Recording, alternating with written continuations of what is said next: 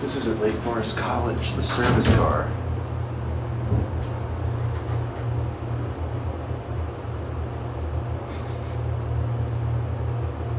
Smells like dish soap.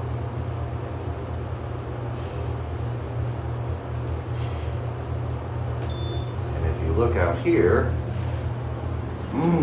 the cafeteria. Oh, they have it all walled off. Oh, there you go.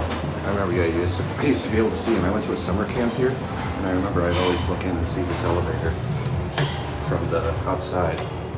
Oh, shit. Oh, never mind. I thought it was locked off. It would have been real awkward if I had to walk out through there.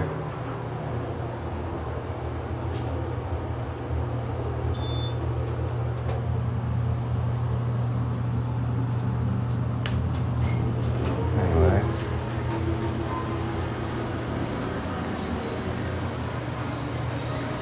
Here's the kitchen.